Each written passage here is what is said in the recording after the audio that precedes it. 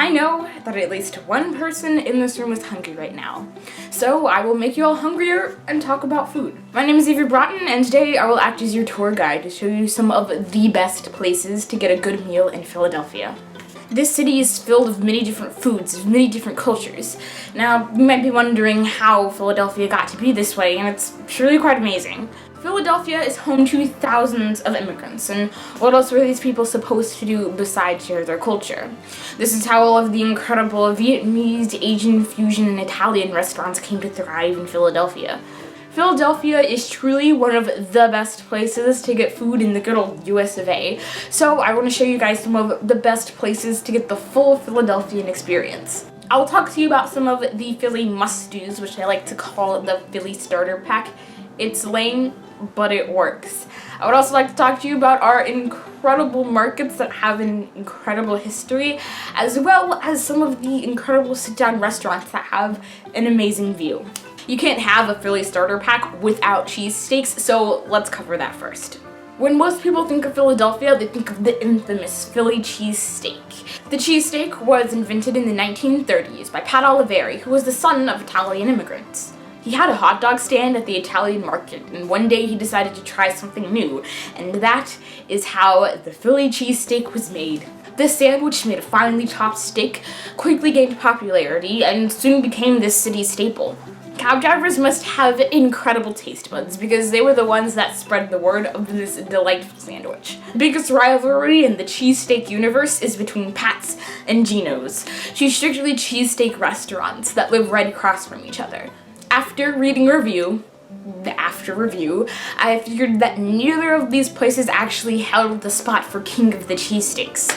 It was actually John's Roast Pork. Yes, John's Roast Pork. Located at 14 East Snyder Avenue, this little shack reels in a ton of customers daily. Unsurprisingly, John's Roast Pork is known for the roast pork, but supposedly they have an incredible cheesesteak, and apparently the best in the city. So while I was at school, and because I will not eat a Philly cheesesteak, my brother went to John's Roast Pork and told me what he thought. It looks really good.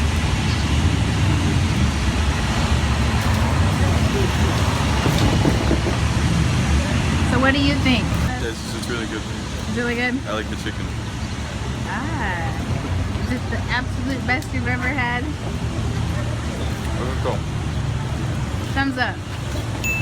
So it must be pretty dang good. Though it wasn't the most flavorful sandwich he'd ever had, the quality of the meat made up for that. But you'll have to try all three for yourself and see what you think. Philadelphia is home to some of the best pho. Pho is a Vietnamese soup with rice noodles, tender meat, a large array of herbs, all in warm broth. Sounds pretty awesome, right? So many people in America love pho that it's become one of the most popular Asian soups here.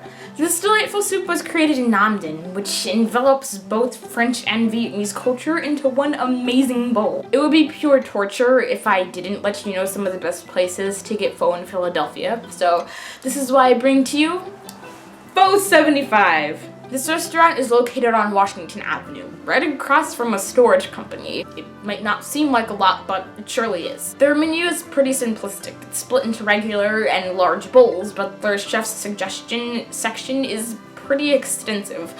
It's filled with a large array of meats like chicken and pork. It sounds like a pretty remarkable place, unless you're a vegetarian, because vegetarian pho is really hard to find. We have it rough. Water ice and pretzels! Another thing that Philadelphia is known for. Now, this never crossed my mind before, but Philadelphia is essentially the only place that sells water ice, so appreciate water ice when you have it, my friends. Water ice is made from flavorings such as lemonade, cherry, and mango, mixed in shaved ice. Also known as Italian ice, this treat was probably made in Rome, though its origins are quite unclear. Pop's water ice was started in 1932 by Filippo Italiano, and won the award for the best water ice in Philadelphia in 2015. Alright, so this is Pop's water ice. It's not like Rita's, not really. It's really different, but I like it a lot more. It's not so like artificial, I guess. I don't know. It tastes right. When you get water ice, you absolutely must get a pretzel too, another staple of Philadelphian food. Though pretzel is very popular in Germany, They were actually created in Italy. Everything's created in Italy. The origin of the pretzel is quite unclear, like water ice, but a common story is that a monk in Italy made this treat for his students when they would do well, and it was actually supposed to represent a crossed prayer position. The pretzel then came to Philadelphia centuries later when Dutch immigrants came. Most pretzels in Pennsylvania were actually made in Dutch country, but as time moved on, most pretzels are now made in Philadelphia. The Philadelphia pretzel is actually very unique. It's a lot softer and more like a bread. You can wander down to Miller's Twist at Reading Terminal Market to try an incredible pretzel. This pretzel shop held the place for the best pretzel in Philadelphia in 2009. So I recently went down to Reading Terminal Market to try it out, and it was actually the best pretzel I have ever had. Okay, so this is an incredibly good pretzel. It is from Miller's Twist, and I agree, they do have the best pretzels in Philadelphia. It's not like Auntie Anne. This is so good, and it is just a stick of perfection, and I love it. It was the perfect mix of bread and dough and butter and salt. It was perfection. So go get a pretzel. When I went to Reading Terminal Market, I couldn't just get a pretzel. This is Reading Terminal Market. The best thing about this market is the whole atmosphere of how alive and great this market is. Reading Terminal Market is just a really fun experience for anyone or everybody to enjoy, and it gives a wide variety of food. The diversity in this market ranges by so much. Everything about it is just great. This market doesn't just have fantastic food, it also has an amazing story, so here's a quick history lesson of Reading Terminal Market. This market was originally located at High Street.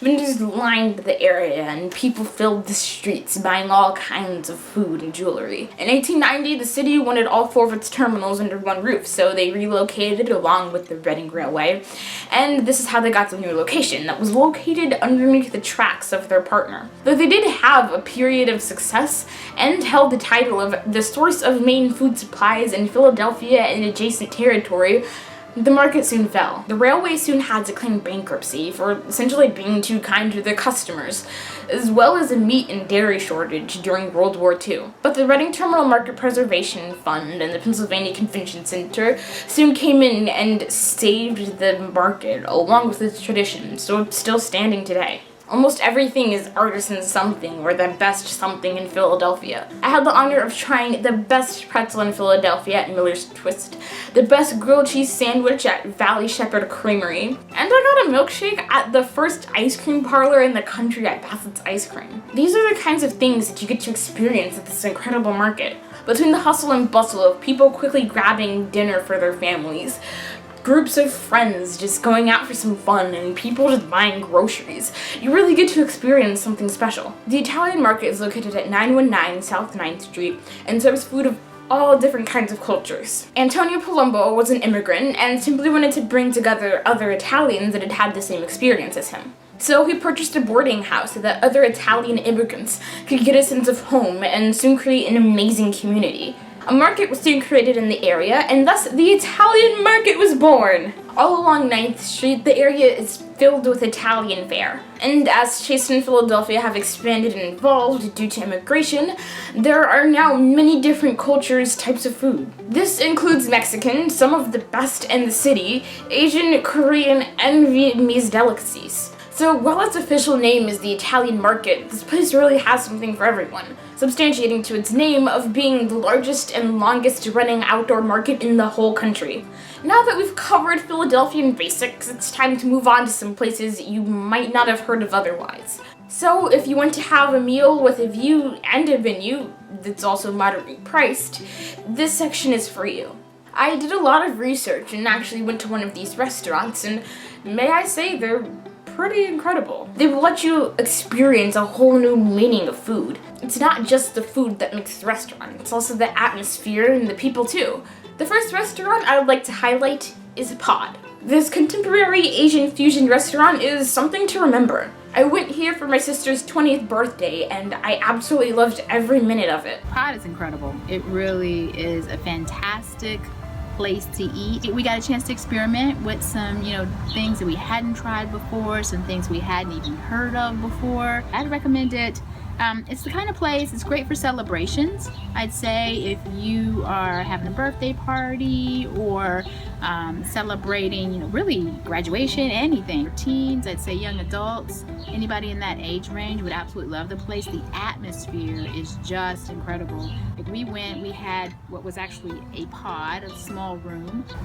They have these little buttons on the wall where you can change the colors in the room. I mean, very bright, dynamic colors. Wonderful wait staff there, just had a wonderful time. So yeah, I'd highly recommend Pod. It's a great spot. The venue is all circles with its round tables and reservable pods in which you can change the color of the room with buttons surrounding you. Along with their modern seating, their food is absolutely fantastic. We tried some dim sum, which is a kind of dumpling with varying food options inside, lettuce wraps with steak fillings, pork and chicken dumplings, ribs which fell right off the bone, and my personal favorite, wasabi rice.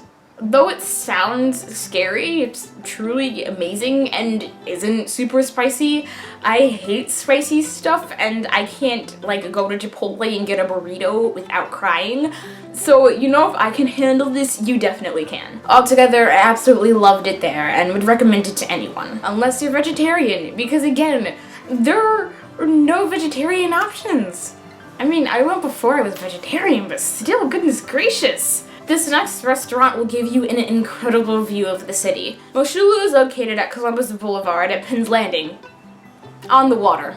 Yes, Moshulu Restaurant is on a boat. Not only does this boat give you an incredible view, but it's also the world's largest and still floating ship. Side note, it's also the only restaurant on a tall ship in the world. This ship was built in 1904 in Scotland and has gone through a lot since then, carrying goods all over the world.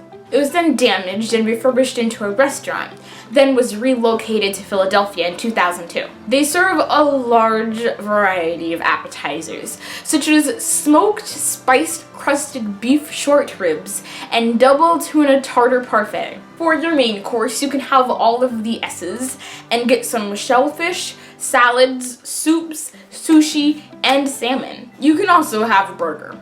This venue is truly perfect for any occasion, whether it's someone's birthday or someone accomplished something, such as graduating from 8th grade. If you want a more casual but aesthetically pleasing restaurant, you should try Brick and Mortar, or BAM, a try. This graffiti-clad restaurant is truly perfect for any time of the day. For an appetizer, you can have anything from falafels to pig ears. The menu is catered towards sharing with its combination of small and large plates, which include things like salads, all kinds of meats, and finger foods. You can also try their boards of food, which include things like cheese boards and their cuts of meat. Sounds good to you? Then head down to 315 North 12th Street to try BAM. Do you love opera? If you said yes to this question, Victor Cafe is for you. This small cafe has gotten a lot of press due to its unique staff. As you are eating your meal, the waiters perform live opera pieces. If you're going out for a special occasion or just love opera, this place is perfect for you. Also known as the Music Lovers Rendezvous, they sell Italian cuisine, such as things like pasta, and many unique dishes, such as chicken livers sautéed in Marsala with onions, mushrooms, and fresh tomatoes over linguine. Fun fact, the cast and crew of Rocky would stay at Victor Cafe in between filming scenes for the movie. I don't know about you, but I hope to go here sometime soon to get some good food and a show. As you can see, Philadelphia doesn't just have historical significance. It has rich culture centered around immigration, along with incredible cuisine. I hope that you got something out of this, Philadelphia resident or not, and I just hope that you're able to share a new experience with someone that you might not have otherwise shared. So go and grab a cheesesteak at John's Roast Pork, try some of the best pho in Philadelphia at Pho 75, get some of the best food in Philadelphia at Reading Terminal Market, and eat on a boat at Moshulu. This podcast was filmed in Philadelphia, Pennsylvania on May 12th, 2016. thank you for letting me take up 15 minutes of your life and making you all hungry and making you look at tons of delicious food. I hope that you didn't mind. I hope that you all go out and try some of these restaurants and that you'll really enjoy them. So yes, thank you all. Goodbye.